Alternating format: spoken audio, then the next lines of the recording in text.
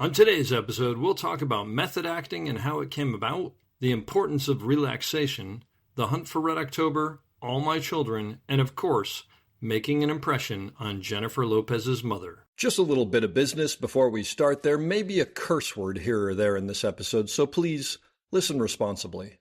As always, our website, theop.io, is up and chock full of tips, tricks, and gooey operator goodness. Make sure to check out The Breakdown, where the best operators in the biz explain shots they have done, The Musings, where we discuss everything from quick tips to larger concepts of storytelling, the answers, the images, and so much more. I may or I may not take a break or two during this episode, but I promise that none of them will be longer than 22 seconds. Finally, if you are enjoying the podcast, please follow us, write a review, share us with your parents, and talk us up around the water cooler with your friends. So grab a beverage, sit back, and enjoy the op. Thanks for listening. Lock it up, nice and quiet, and let's roll. Rolling. Victor 30 Echo, take 2. Hey, Mark. Hey, Mark. And camera set. And action. Hello and welcome back to the Op Podcast, the podcast where we talk about operating and the art of visual storytelling. I am Dave Comides, your host, and coming to you today from Ponce City Market in Atlanta, where I'm interviewing an actor who I'm working with presently on a movie here, Ronald Guttman. He has a prolific career. His IMDb is over 120 credits or so, but just some of them, not all of them by any means. Mad Men, Hunters, West Wing, All My Children, Godfather of Harlem, The Hunt for Red October, Mildred Pierce, Girl Most Likely, Avalon, Green Card, a ton of stuff on stage, and just the list goes on and on. He's a really interesting guy, and ironically, we're doing a movie where he doesn't actually have any lines, so that's sort of interesting in and of itself, which I want to ask you about. But thanks for being on the podcast. Thank you for having me. So you live in New York? Yes, I do. Yeah, and how are you liking Atlanta? In Manhattan, I should say, because now everybody's in Brooklyn. This is true. Yesterday, everybody was like, how do I like Atlanta? I don't know it well enough. This neighborhood I'm discovering, I like to stay around where I am. I have the belt line. I can take nice walks. I have a couple of stores that I like. Whole Foods is not far away. So you're good. And if it wasn't January, you could go outside. But we went to the movies the other day, and so I discovered the different neighborhoods and some architecture and fancy restaurants and all. But I can't really talk much about it, besides the fact that people are quite friendly. Yeah, good. So tell me, how'd you get into the business? How'd you become an actor? When I was 5 years old, my father used to go to China, and I imitated him to entertain my beautiful blonde mother. Is it true? Yes. And then at the age of 13, I got hired in high school to do a play. And then I did another play and another play. But you were born where? In Brussels. In Brussels. Okay. Why did your father go to China? He was a pioneer in business. Oh, wow. He wanted to explore. He spoke many languages, and he learned Chinese. Okay. And he wanted to practice and do business with the Chinese in the 1950s. Nobody actually went all the way. Now everybody studies Chinese in high school and other places. But and he would go for a month. It's a long trip, and so my mom would be a bit sad, and I would entertain her by whatever. So I mean, that's I think what I would tell my shrink. But otherwise, I just did theater, a lot of theater in Belgium. I went to law school at the same time, but I was one of the leading actors in the reputable theater company. And then I went to the National Theater in Belgium, and then at the age of 24, 25, I left and went to study with Lee Strasberg at the Lee Strasberg Theater Institute. Really? In New York and LA, and I had the last 3 years of his life, actually. What year was that? 76, I came, 77, 78, 79. He died in 80, I think, 81. And you actually studied with Lee Strasberg? Yeah, in his classroom, sure. 3 months, and then he would go to LA. Then I would do a play. I did a lot of avant-garde theater, Richard Schechner, Oedipus, for instance, and other. And then I also worked I would go back to Europe occasionally to go to work in Paris. Did you come to the United States with the idea of studying with Lee Strasberg? Yes. My brother was at Juilliard in violin. He's a quite wonderful violinist. Wow. Still has a wonderful career in Belgium, in Europe rather. And I had read the book of Actor Studio. I had graduated Belgium Conservatory. I had done a lot of theater. I had some lovely leading roles. I was a big fish in a small pond, and I became a little fish. Very how old were you when you came to 25. the States? And what was he like? Lee? Yeah. Well, He was quite somebody. He was a remarkable man. He had an amazing temper, and which was great because if you did something that disappointed him, it would really make you feel like you had not remembered or done the work. But I learned a lot with him, and I felt that he liked me somehow, and he said certain things that were very encouraging, and it made me want to stay. Yeah. And feel that I had maybe a place in this country where there's so many great actors. When you're doing you're doing plays back home, and then you come here and you study with someone like Lee Strasberg, is it building on what you learned, or is it a totally different? It was quite different because I was trained with the most kind of conservatory Yeah. academic French theater, where results was more what mattered. While here, I learned more about process and all the different elements of the method. But like he said, you have to use the elements that you can, that you know, and you mix them together. Like he said, a salad is never confused; it's mixed up. Meaning you have to know which elements you're bringing into and how you use whatever elements in your daily life in the moment you have to do the scene and how to be present, how to prepare yourself and all. So I learned a lot from him, and I knew that he was, I went to Stella Adler for a year as well. Wow. So I came to America, like many people do, to improve my game. What year was this? Or years? 76. That's amazing, though. So I was lucky to have met him, and I remember vividly certain moments that we shared together. Yeah. And so then, I mean, had you moved here? Like, or were you going back and forth? Or No. We took a little apartment in New York, Lincoln Tower, with my brother and I. We had a nice place up there facing Lincoln Center, which was the center of the world for us. For him, music and theater, and then just up and downtown, and go to Union Square where the school was. I love the fact that that's where you're living when you're a student. Times have changed. Well, yes, I'll bring it up for that reason. Actually, that's fantastic. And so, you were doing mostly plays, or were you getting into TV? Yeah, of course. Or? Experimental theater, Richard Schechner, the Performing Group, Performing Garage on Worcester Street. I got lucky. I got some jobs here and there, and then I went back to Europe to play the Elephant Man. Somebody had bought the right, in Paris. So that was an experience. It opened up Paris in a way. I still work there sometimes. I left. The thing is, when you go between two continents, two languages, and sometimes it's a bit confusing. Most European actors make a big career in Europe, and then they come here, and then bingo. It? I mean, whatever. But I didn't have a big. I mean, in Belgium, yes, in the theater, but it was nothing compared to. And so I did a lot of that back and forth kind of thing, working here and there, and in New York, I got an agent. After I came back, I was lucky to be hired, Tina Howe and Carol Rothman at the second stage with Annette Bening and Tim Daly to do Coastal Disturbances, a beautiful play that Tina Howe wrote. Okay. And it was a big hit. We did it second stage. We moved to Broadway, Circle in the Square. And it was a long run. It was like a 9-month run for me anyway, because Annette left after 6 months. Then Madeline Potter came in and replaced her. But that was like, wow, bingo. All of a sudden, I thought I came for maybe an audition or two and had an agent because somebody had introduced me to someone. And that was the beginning more of my, quote, American career. Yeah. Well, I don't know anything about, acting in plays. Is it the same doing it here as it is in Europe, other than obviously the language? But I mean, does it work the same? Is it the same process? And it's hard to answer. Every theater is different. Every production is different. Every ensemble is different. It's a family. A fair question. Okay. I mean, you could say that every movie is a different experience. Also, not every producer, director treats people the same way. But no, there are rituals of theater. There are certain things. In America, you have to be more, maybe, I don't know, it's hard to tell. In London was an experience where we did a play I did 2 seasons ago, Peter Morgan's Patriots, at the Almeida. And then we moved to the West End, and Broadway followed by Sonia Friedman, moved the production here by Rupert Gould. And that was a revelation. As a European actor, I had never worked in London, and to see the English actors prepare themselves and how they treat each other, and that was a discovery. The land of theater. What was England. What was different? That was the way they treat one another, the ensemble spirit, the preparation, the games we play before curtain. We come another, before halftime in your dressing room, you actually hang out and toss the ball and play and laugh and warm up together. And there's the relationship with the stars of the show and the rest of the supporting cast is different as well. it's a little less. Everyone's on the same level. There, Yes, sort yes, of? it does. It does have an impact, and I could see that. it was wonderful. London, I would love to work there again.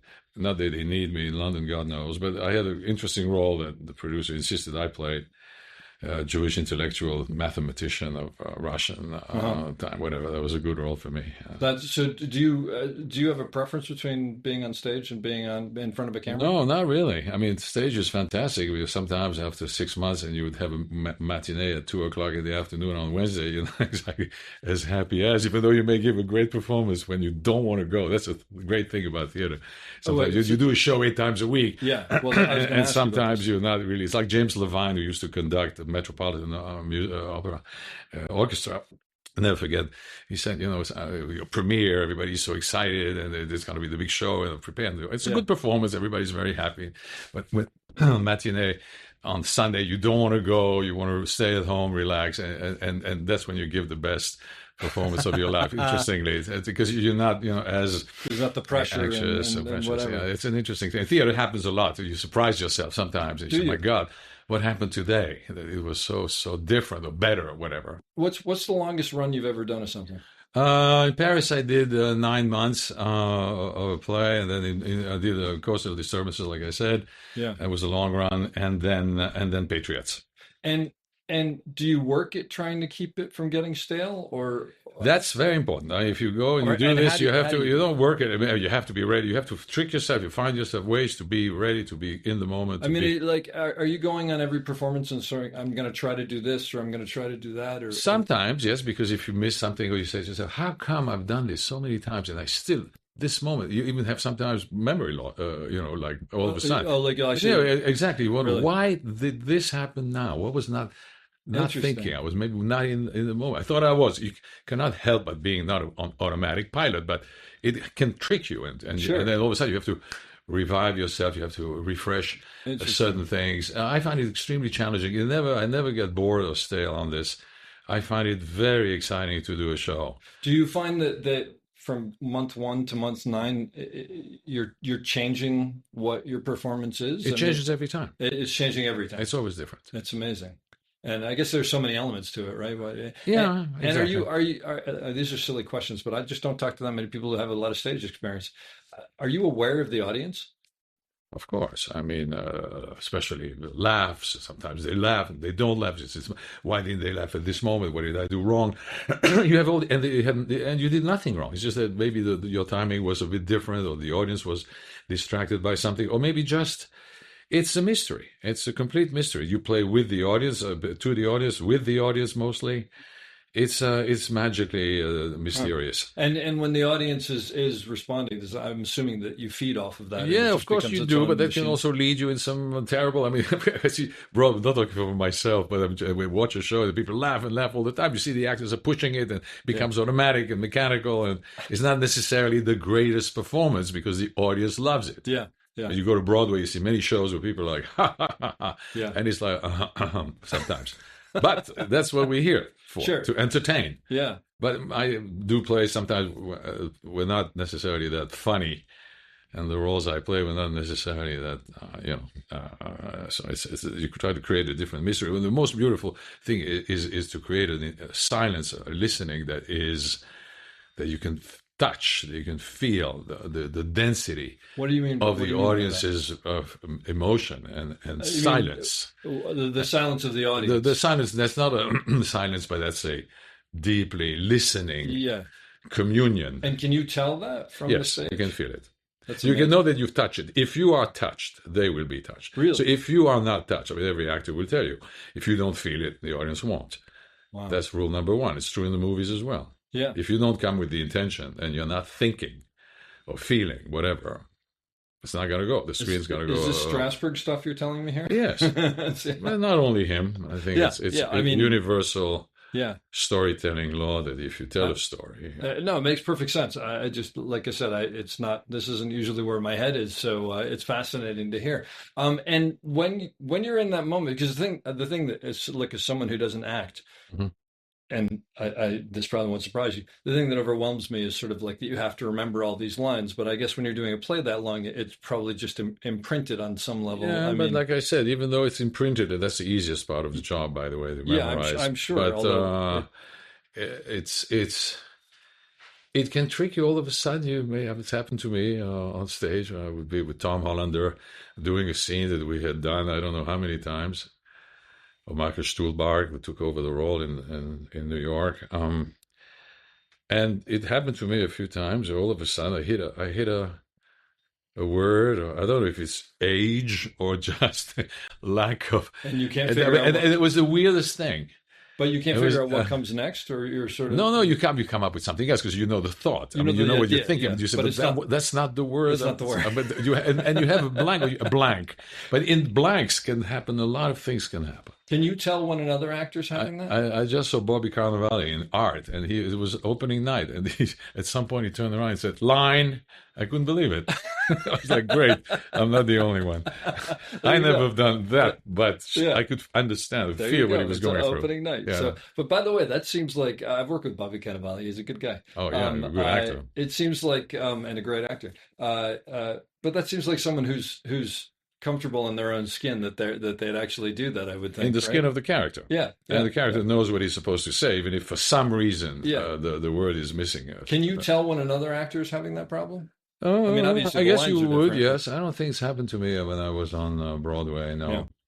Michael is very competent. I don't think he ever. Maybe I don't know, because a good actor will cover quote and even when you have a blank, you go after backstage. You go, "My God, did you realize what happened? Did you is that see right? my blank?" Yeah. No, what do you mean? I didn't notice didn't anything. notice. Or the audience just noted I had a blank in my first scene. Yeah. No, don't worry. Wow. So that's interesting. As when you do something for 9 months, I mean, are you still? Well, I don't know if you're nervous when you start, but are you nervous every night? Like, No, it's not the same. I mean, you get nervous when you right before entrance. You know, like Lee used to say, take a minute. You should always have a minute before you go on and to the where you come from. Where do you come from? Where does the character just come to ground from? yourself and get Yeah, back to forget the phone, the email, whatever. Interesting. Other things to make sure that you are Yep. emptying yourself to some degree. Yeah. Mhm. Wow. So were you doing TV and movies at that point, or just? Well, when you do a play, it's hard to do a movie. I missed the movie with Oliver Stone. I was supposed to be in Wall Street. He wanted me to play a businessman. I was doing Coastal. I remember I auditioned for him. They wouldn't let me go. Sometimes you can do both. Yeah, sometimes producers allow you to leave for 3 days or 4 days, and you can do a cameo in a movie. No, if a play is a play is a play. Yeah. You commit. When did you start? I mean, were you doing TV and movies from the beginning, or were you just? Yeah, I always mostly did doing, both. Oh, you Always were, did you were both, going yeah. back and forth. Yeah, sure, of course. Do you remember the first thing that you were on? The first movie or TV show you were on? In Belgium, I did some movie. I was very young, in my early 20s. No, my first film, yes. During law school, I was 21, 21, 22. I did a film that won the script, won an award in Belgium, and we managed to produce it. It was a co-production between Israel, France, and Belgium. It was a beautiful script, completely surreal. Totally uncommercial, so to speak. Well, we managed to end up in Cannes Film Festival, Wow. where Alejandro Jodorowsky, do you remember that Argentinian director? I remember Actually, the I should name. ask Lucho if he knows him, because that's like the biggest Argentinian The director we're working with director. now, Yeah. Oh, and, okay. and the painter as well. He was still around, 90-something years old. Interesting. Whatever. So, that was my first venture. But otherwise, film, TV in Belgium, France, television series. And I had an agent in Paris who got me into a few things. And then I came here. My first U.S. movie, I think, was The Hunt for Red October. Wow, that's a big thing to step into, I would imagine.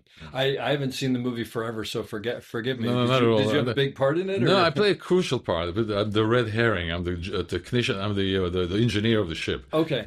when Alec Baldwin comes into the submarine, Yeah. we smoke cigarettes together, we speak Russian, and then we switch to English, which was an interesting way McTiernan did to in order to avoid subtitles. I do remember that. You remember that? And I remember there was a big discussion about yeah, that, I guess, right? but the movie worked. Yeah, well, And Sean Connery took a liking to me. He said to the director, "Who's this kid? He's good." And so they put the camera on me when I was smoking.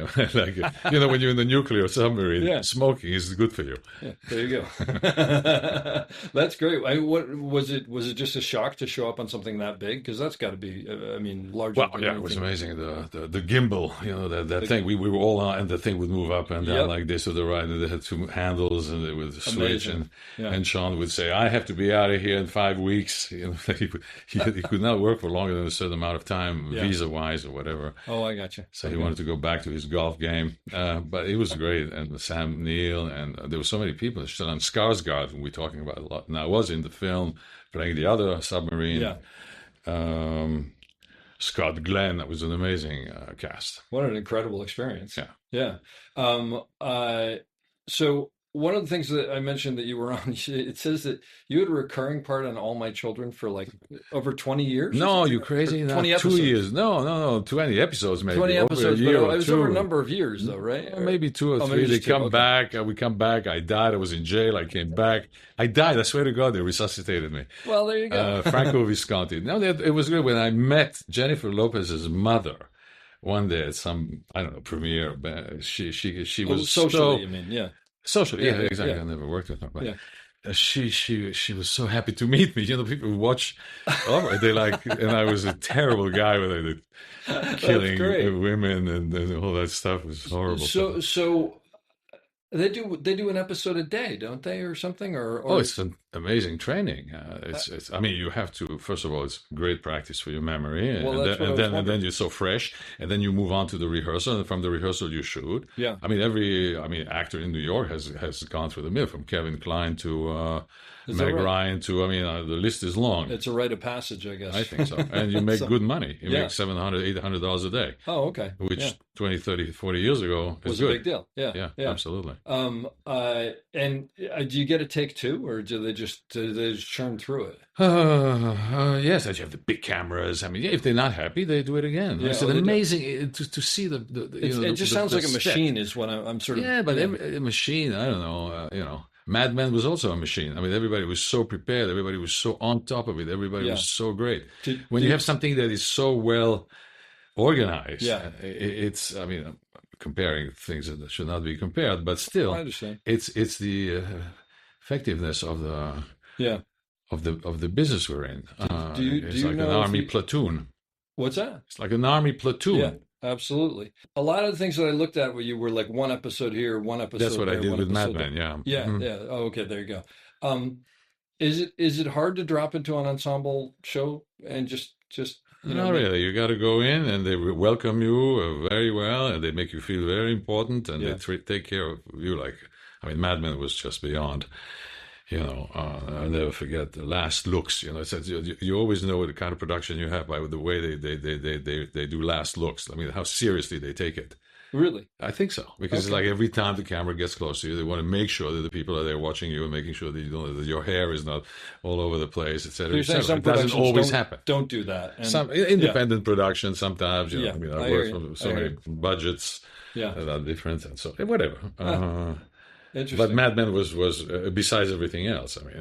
And John and Roger was amazing. John Slattery was so friendly and funny, and there was, and I had an interesting role, and it's the character that makes the actor, in the sense people treat you because you have an interesting role and some lines that are memorable, and so people do treat you with a certain. You feel completely at ease, and they welcome you very well. So is it almost easier to go in for those things than Yeah, I don't have a complex that way. I go in, and if they chose me, it's because they want me. Yeah, oh, that's great. What about? Do you have a preference of TV versus? Is there a difference between working on TV and working in features? I guess so. Depends on the production again.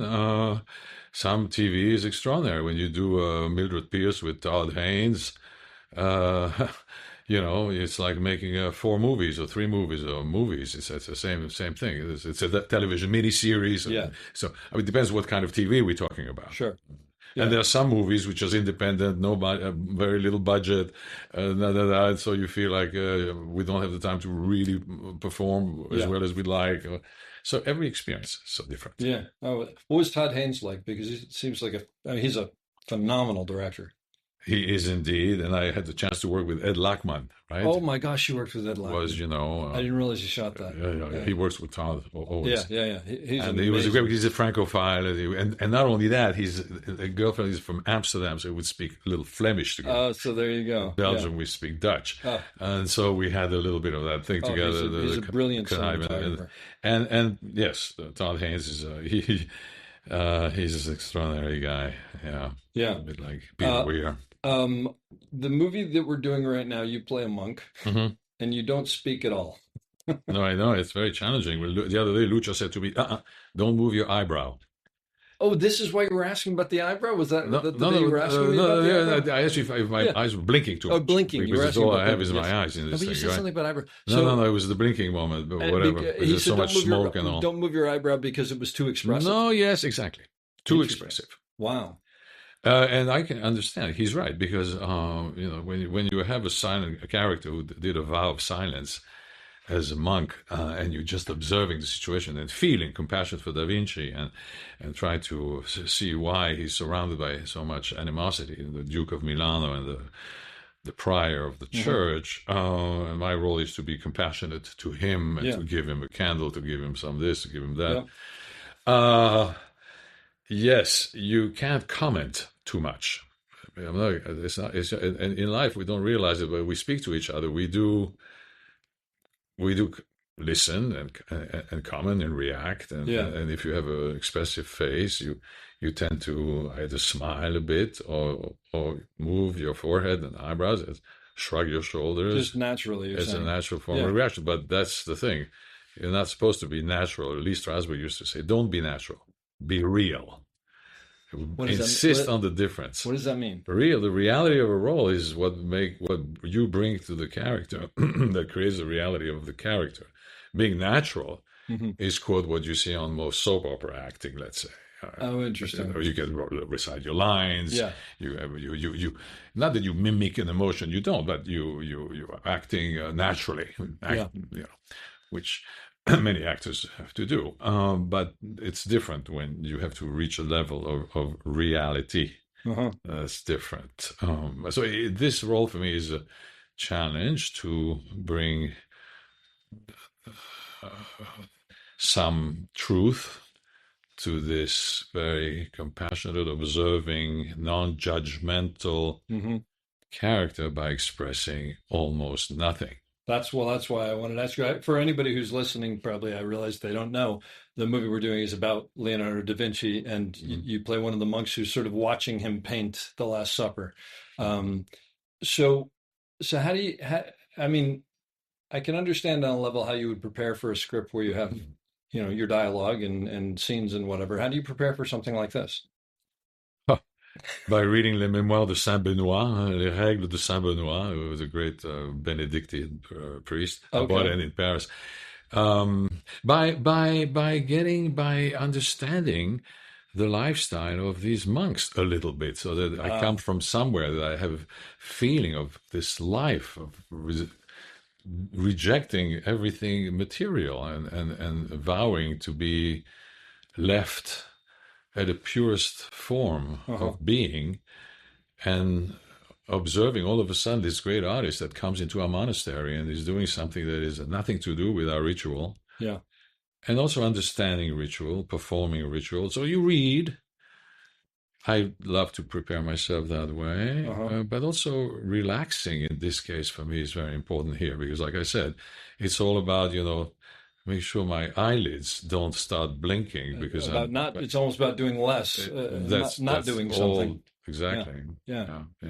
For me, it's challenging. It's funny because you're saying the ritual. I don't remember whether you were in that scene or not. We were doing a scene. I mean, there's so many scenes we've done where the monks are washing their hands, and I know you were in one of them, but I don't think you were in there yet. And the first take that we did, they were washing their hands the way that people wash their hands. I mean, they're, Yeah, no, they're cleaning but their I hands. told Lucio about the ritual. Actually, I told him about this because I saw Yeah.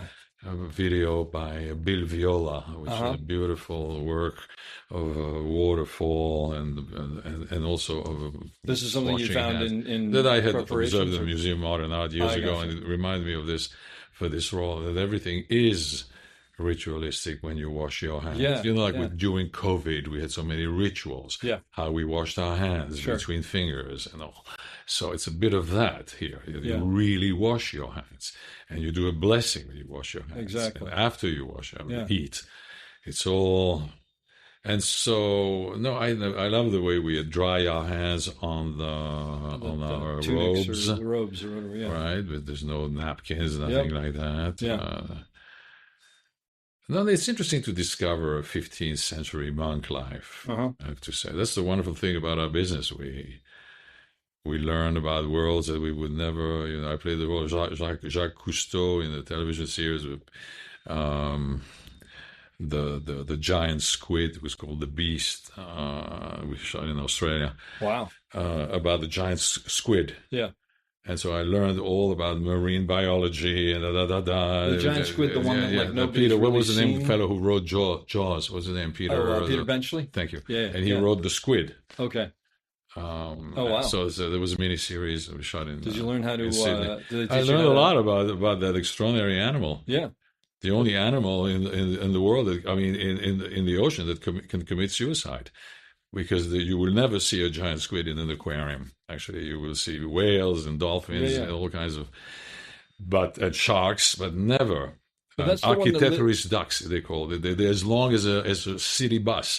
That's and the their one that lives beaks, so deep they can't exactly, find them. Exactly. And And there's they only been a couple they can cut pictures, through right? cables, electric cables. Yeah, they yeah, can cut yeah. with their mouth. They're amazing animals. That's They're wild. very smart, and they project blood, sort of a red liquid, when they are in captivity, and they fear, and that's how you can never catch them, because they would rather suffocate themselves with Wow. one of their 10 Tentacle. paws. Yeah. They only, octopus is 8, and they have 10. They have 2 extra ones, Oh, interesting. and one of them is the one that they put in their own Wow. mouth Good Lord. to avoid captivity. And they know this because they've seen this? Yes, Wow. they've observed. That's I mean, I unbelievable. read about them. Yeah. So Yeah, did you? they found in New Zealand. They sort of strand themselves on the beach. Yeah.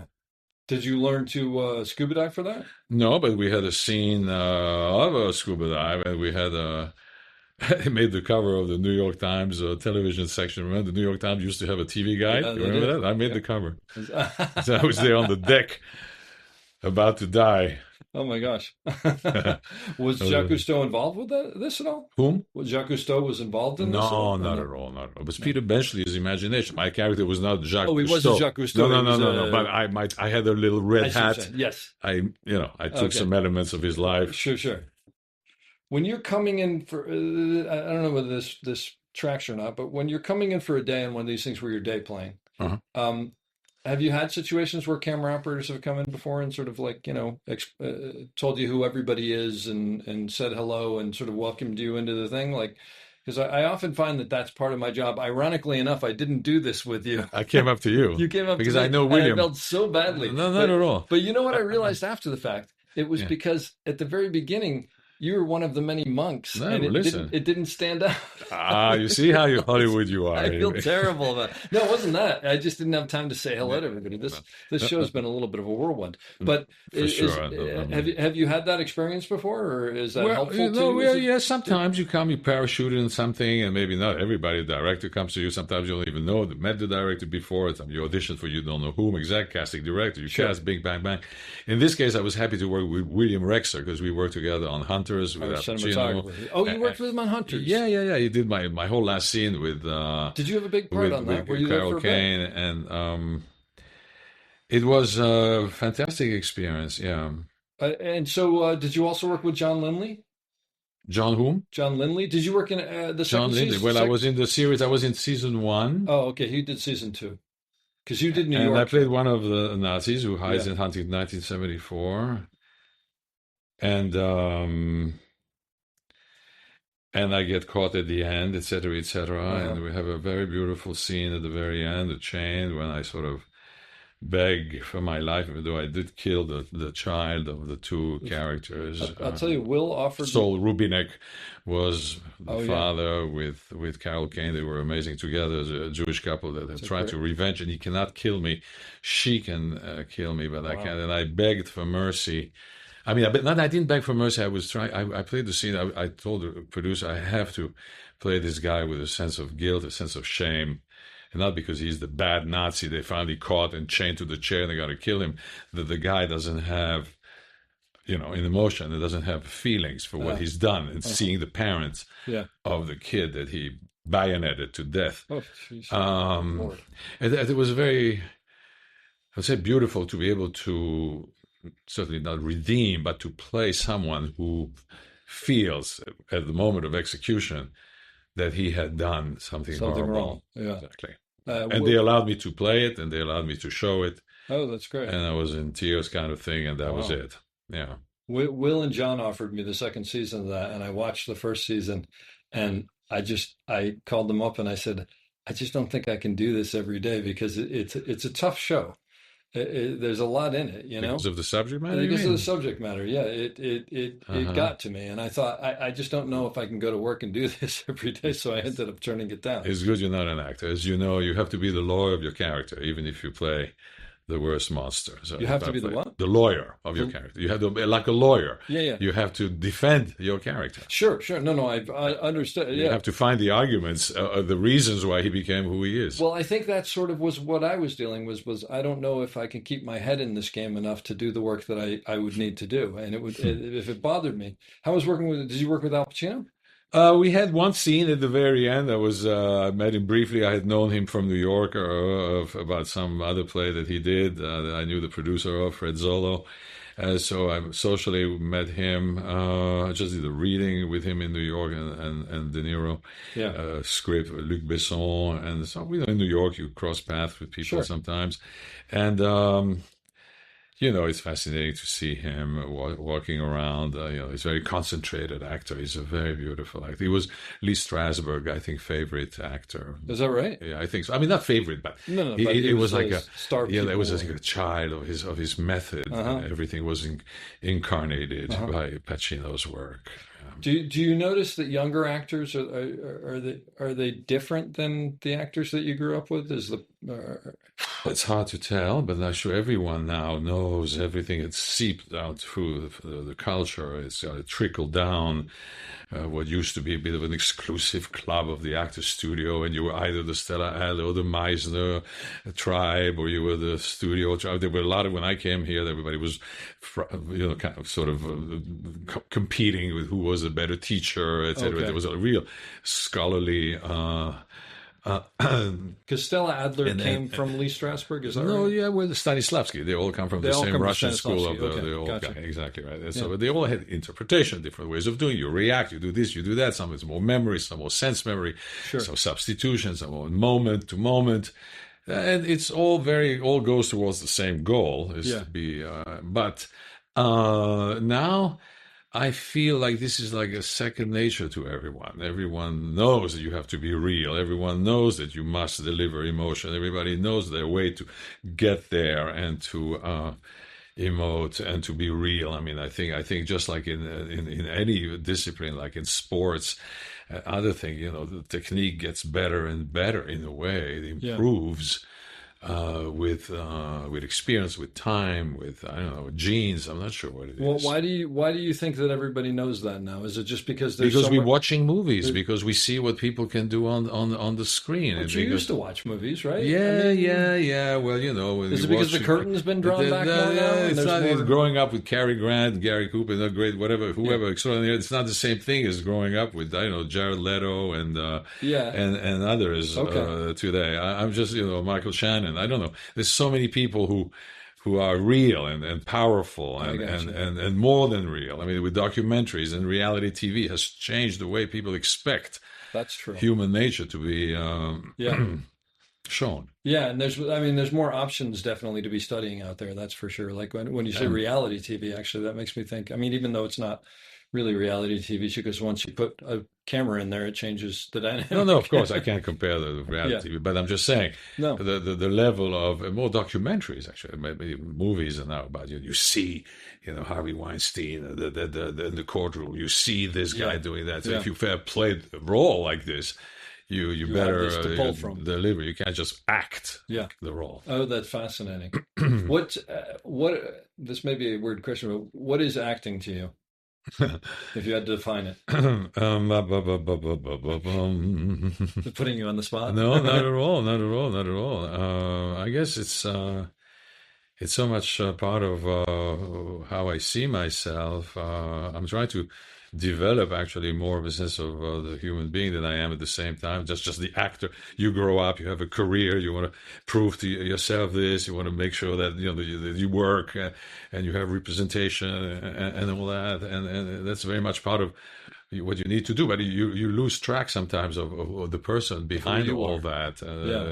Even though that's the most important element and instrument of the actor, of course. So that's what I think you learn with age and with experience. Yeah. So I guess the actor in me is becoming a good friend, or maybe rather than a good front. I like that. That's good.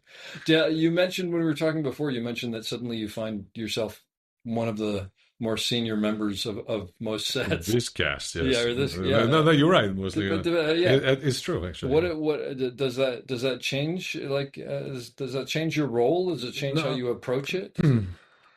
Not changing my role, but it changes the attitude. So you relax into some form of veteranhood. I don't know. So you feel like you've done something. You're accomplished. People are like, oh, I've seen your movies. I've done this. I've done. You realize you have a body of work after a few decades. Yeah. I guess that's what it just dawned on me. Like I said, after doing the show in London, people would ask me to sign the Star Trek pictures at backstage. Of the one. I said, what the hell is this? You did on Star Trek or something? Oh my God.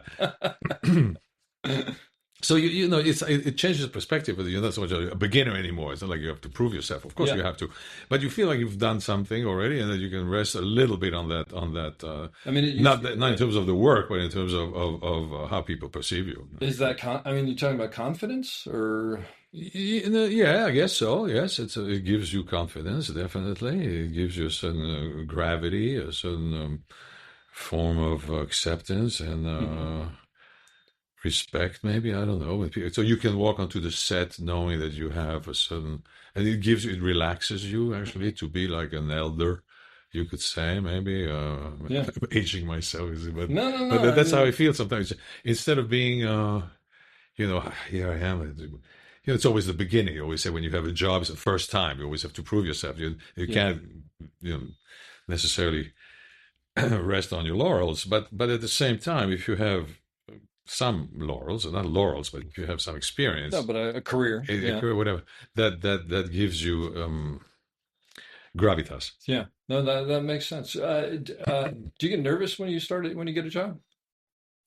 At the beginning of the job, or excited? No, I'm not nervous. When you get a job and you come finally to do it, no, I'm not nervous. I mean, nervous. No, I mean you want to see how everybody reacts to the character. Very quickly, you establish the character. You have to not own the room, but you have to be in the room. Yeah. In a way, when the moment is for you to be in that room, you have to be in that room. Meaning you've got to be in the right frame of mind and it's just the whole thing, the preparation, the moving back from the backstage to the set, how people are behind the camera. It's fundamental to have a rapport with you and with William. It's always been the most important part of the set has always been for me the DP, actually, more so than the director. Funny enough, it was connect with people like Alan Devio and people like that. You work with Alan Devio. Wow. Yeah, that's Walter Lasley. So it's the artist. I always felt like the DP is the artist, the painter. Exactly. That's how I connected. Oh, that's great. That makes me very happy to hear. And have you shown up for a project where you've done the homework and you think you understand the character and you go in and the director has a completely different take on it, where you have to do an about face, or does that not happen? I would have to think hard about something like this. Maybe in the theater once I had a conflict with the director. We ended up parting ways, but that was a very small production down in New York, and for the most part, two different things. But It was more. It had nothing to do with the work necessarily. Yeah. It was personality clash. Understood. What's the best part of your job? Huh. Your favorite The part? way, actually, one of the nicest part of the way when you talk about it to your friends and you describe what you're doing while you're doing it before it's out, before it comes out, if it ever comes out, which is not always the case. It's something you're So excited about. you're excited to share because people are so interested, in the movie Yeah, business. what are you They're doing like, what are now? you doing? Or are you Yeah. working? First of all, they're always surprised that you're working. Are you working? You're still working? You're doing something? Oh my God, it's wonderful. What are you working? Boom. And then you tell the story. For instance, this one, Da Vinci, the refectory, Italy, Milano, 15th century. And as people share in your enthusiasm, they're excited for you that you are actually doing something interesting or whatever. So that's an aspect of the business. It's always, nobody asks a lawyer, what case are you working on? Or how many dentist operations did you have today? Have you done any interesting teeth lately? Whatever. That's So great. that's one aspect. Of course, besides that, it's the work. It's the satisfaction. Nothing is greater than having a long day in front of a camera and having that. Even if, in my case, this here, with small little, like the scene we did the other day with the light and he comes down, I give him the book, Yeah. he gives me and all that, the horse.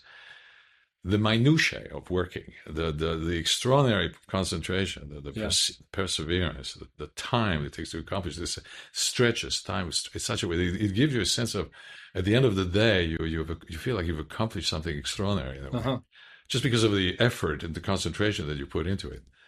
Even if it ends up being 45 seconds, Sure. in the end, Yeah. it doesn't matter. Oh, that's wonderful. And conversely, what's the worst part? Oh, when the phone doesn't ring, maybe, or if it's Yeah. like Jack Lemmon who said, "I have 2 Academy Awards and nobody wants to hire me." In his 70s, I mean, whatever. I can imagine the position of the guy, one of our greatest actors, and He's nobody done a little needed bit of him work, to be in the movie. But you're only So as good as your last job. at every level, I think this Yeah. feeling can undermine you.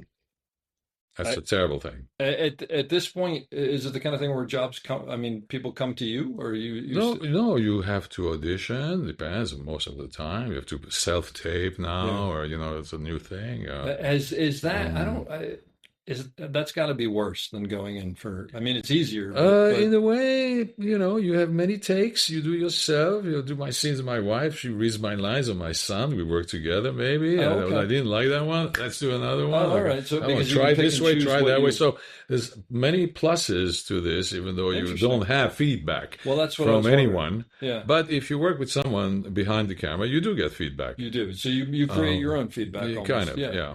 Oh, But it's a interesting. bit sad that casting directors didn't. I mean, there are some who still see you, I'm sure.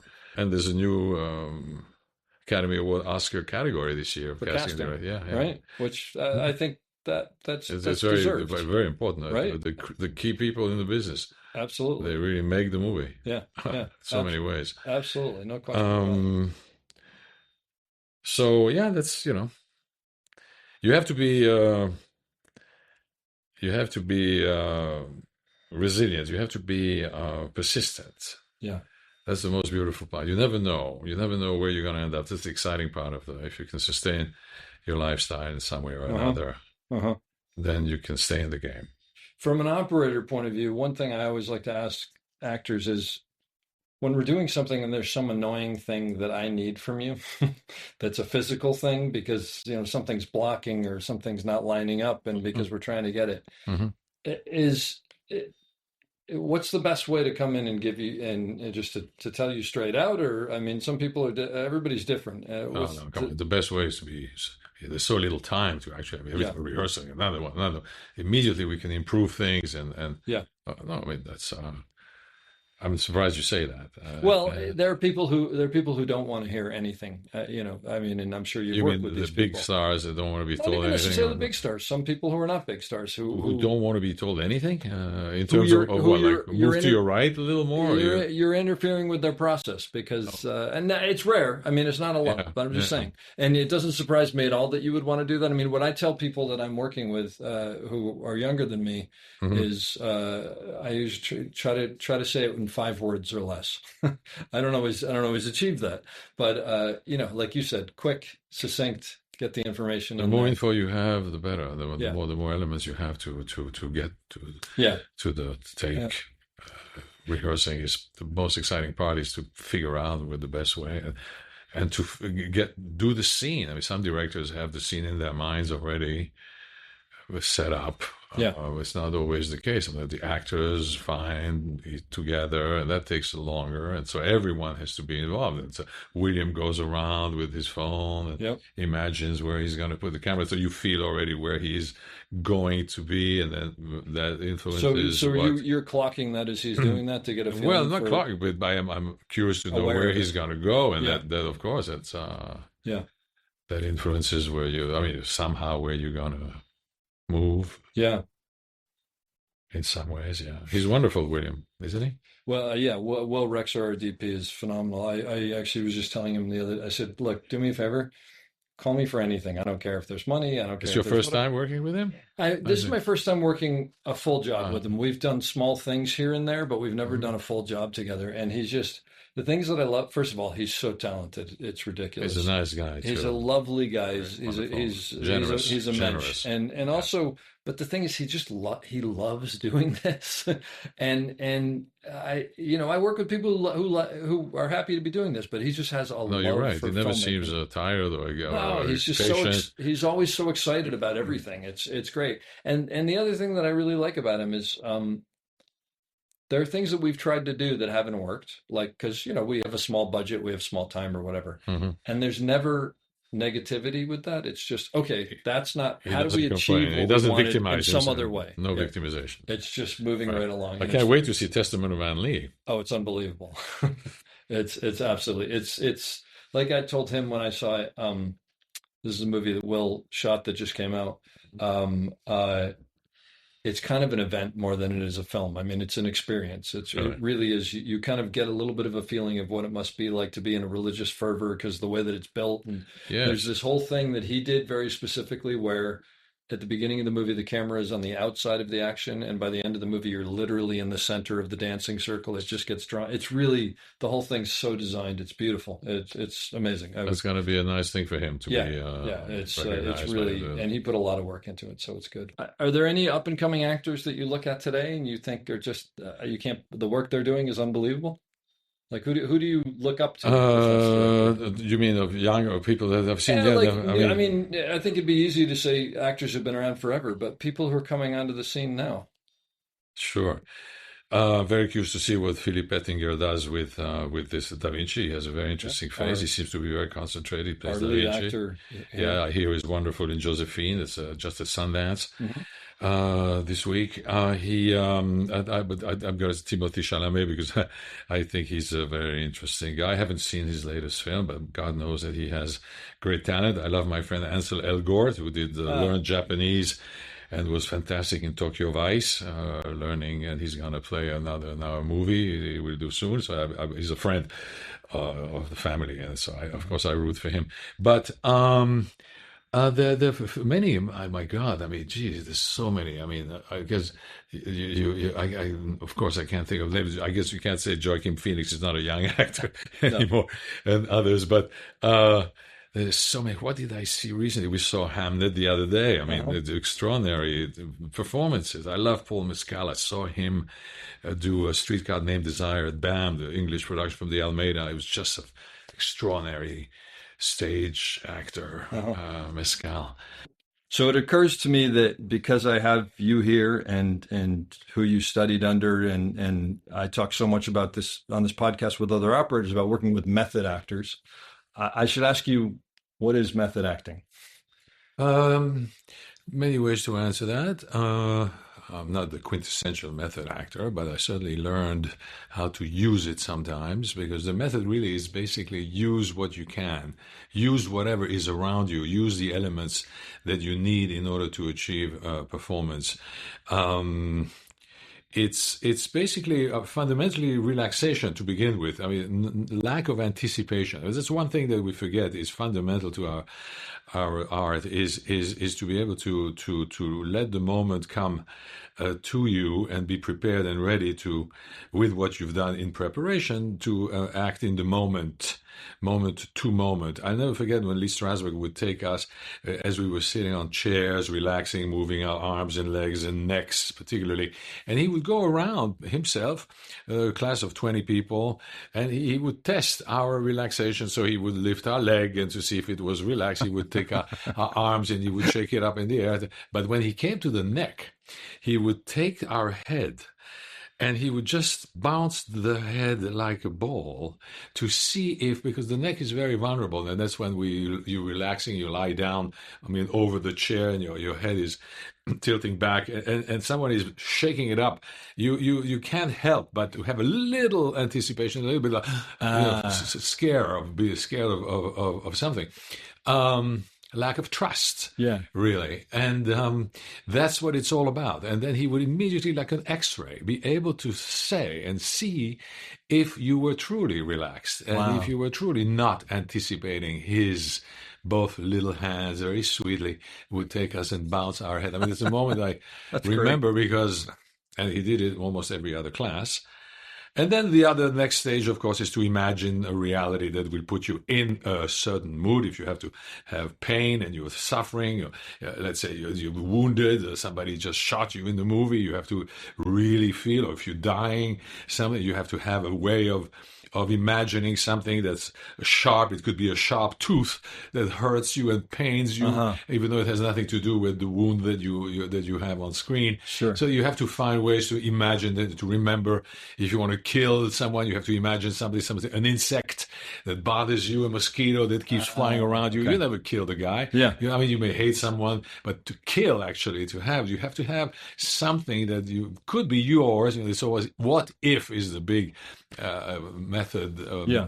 What if it were me in that situation? What if it happened to me that I had to be in this situation and had to deal with this? How would I handle that? What does it do to me? What are the circumstances of my life that I could bring to that? But I just saw something about Andrew Scott said something wonderful. He said that actors have to be like painters as well. You approach, you can't, you have to use yourself. You're like an artist who uses oneself to paint a character, to take a character, and everybody would play it differently. I wouldn't play Shylock the way that someone else would, because I would bring my own experience and thoughts about being Jewish or not, etc., etc. Sure. And how would I paint the character of Shylock with my own tools? So that's one thing about the method. Bring your own tools. And what are your tools? Develop your tools.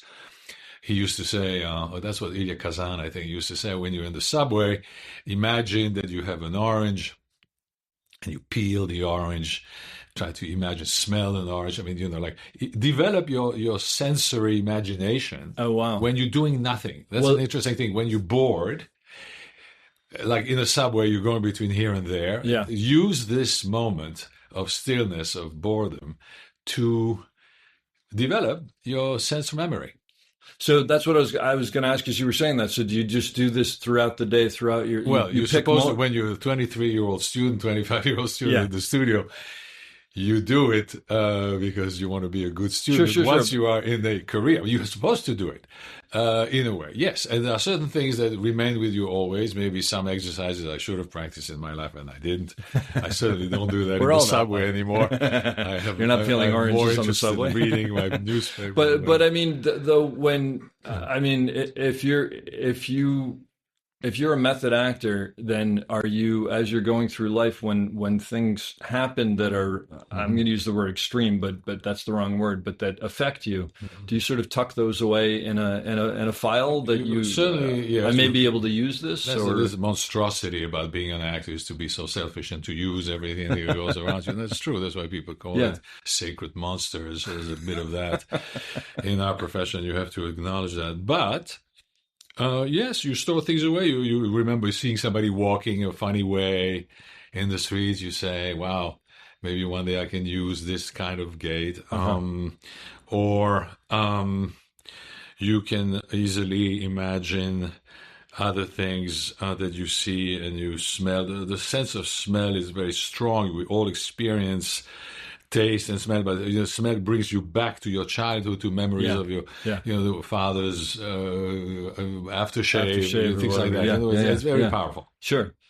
I mean, but the thing is, you say that, and what I will tell you is, and the weird thing is with me, it's escalators. But if I'm on an escalator in a building and my vision is sort of moving through the space, there are things that I'll catch where I'll go, I want to remember what that looks like, because someday I may do a shot that I want to, visual things. Beautiful. And I think light, cinematographers, myself, anybody, so I think we all do that on some level.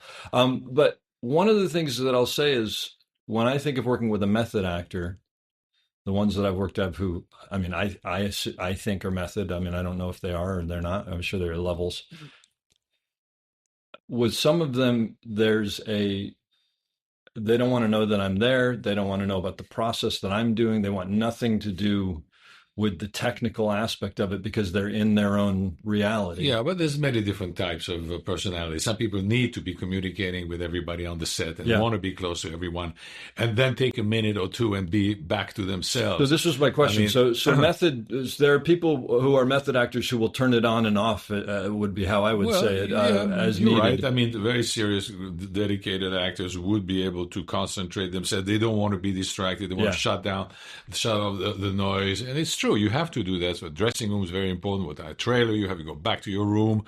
You are, you have to be concentrated. That's one thing. How do you develop concentration? And now we all have our cell phones on the set, and we bring out Instagram while between takes, and that's not necessarily a good thing, because it does distract you. Messages, oh my God, I've done, sure. It used to not be like that. It used to be maybe you had the New York Post or the Times in the to distract yourself, but but you have to find what you need to stay anchored in a certain mood of the character, for sure. But it's also, I don't believe, many actors who are famous, Daniel Day-Lewis, among others, of course, De Niro, for being constantly in that mood. Talk to me like this, don't call my name, call me by the character. That's very valuable and wonderful to know.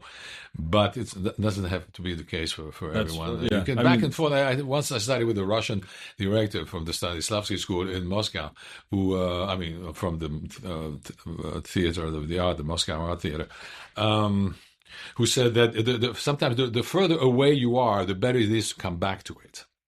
Meaning, like, you are in character, but then you completely get out of character. You do something completely different. You go out, you have fun, whatever, with friends outside, with the crew. You hang out, you talk, you do something, and then boom, the distance between what you are in character and who you are as an actor outside of that is good to preserve, to go back and forth. Like Edward Albee says in Zoo Story, sometimes it's important to go out of your way in order to come back a short distance correctly. That's a line by Jerry in Zoo Story. Sometimes you could go out a long way out of your way in order to come back a short distance correctly. I always thought that was an interesting thing to bear in mind when you work, and sometimes you find yourself, oh my God, I'm not in character anymore. I'm distracted. Never mind. You will be able to come back to it. That's a good thing. More it's intensely. Not a bad thing. If and is that because when you come back to it, you're almost reinvigorating? Yeah, or but rediscovering it comes back to you if you've done the work. You know who you are. You know what the character is. Yeah. And I don't think you have to hold on to it all the time. Interesting. That's my method. No. Yeah. Look, and obviously everybody's going to learn it and then put their own spin on it. Whatever works. Works. If it works, it works. Yeah, exactly. Like whatever works. That's a big part of whatever you find your own way of mixing many things together. Like Lee said, salad is never confused; it's mixed up. I love that. And then is basically all of this designed to sort of find those. You try as an actor. Are you basically trying to find those moments of truth, of reality? Is that kind of what the final goal is, or is maybe? Yeah, but you can also use your imagination. I remember William Dafoe, one of my favorite actors. I think told me once. I don't think he works like the method at all, and he's so powerful in his way of doing things. He's an amazing theater actor and a great film presence. And he has his own method, and he comes from avant-garde theater. So I don't know what he's doing, but it's working. It works. Yeah, there you go. What's your great white whale? Like, what's the genre that you haven't done that you wish as an actor you would do, or is there one? Is there something? Yeah, I'd like to do more comedy because I'm a serious guy, which I think would work in comedy very well. And I've done some. I mean, I've done some TV. I did like Wings and things like that on TV, and some shows that were very funny. It was quite funny because my character takes itself so seriously. Europeans are usually cast as pompous jerks on the sitcoms and on sitcoms and TV. A gallery owner who kills his wife, things like that. But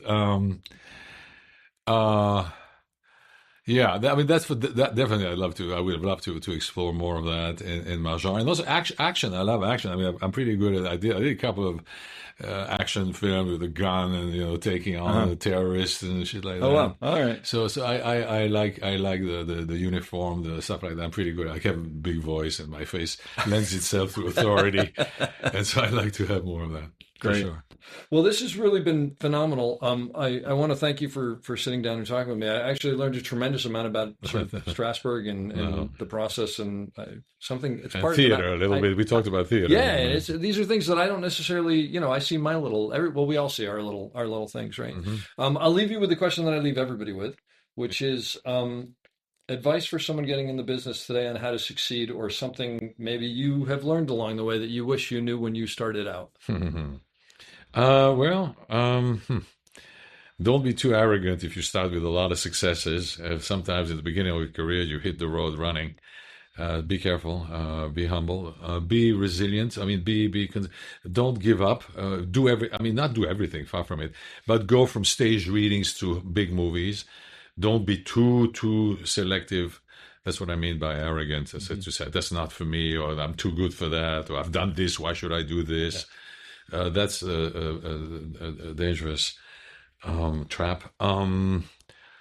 What else? Of course, the work is the most important thing. In the end, that's what people see. But it's also who you know. It's not just what you do. It's who you know. I mean, you have to be connected to people. You have to stay in touch with friends. You have to be you can't be too transactional, even though we live in a very transactional world and business. It's hard to avoid it, and New York City is, by definition, a very transactional Big Apple. Yeah. But it's good to have that in mind. But it cannot. Don't show it. Don't. That should not be your own and your main drive.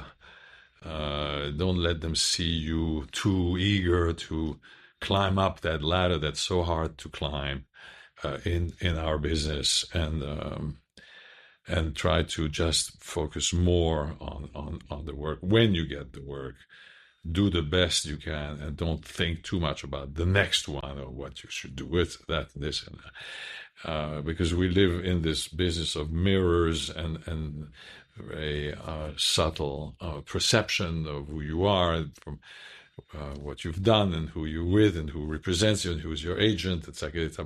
But there's no business like show business, and there's no rule. By that I mean everyone has a different career. Everyone has a different story. Mm-hmm. And you compare yourself. You can't help it, of course, but it shouldn't be the number one thing. And it's hard at the beginning. It's so much competition. You're envious. Don't be envious. Don't covet is the 10th commandment. Let's end up with that. I hope you enjoyed that as much as I did. We'll be back soon with another great episode. Don't forget to check us out on theop.io for all sorts of information on operating and storytelling. So thanks for listening, and have a great day.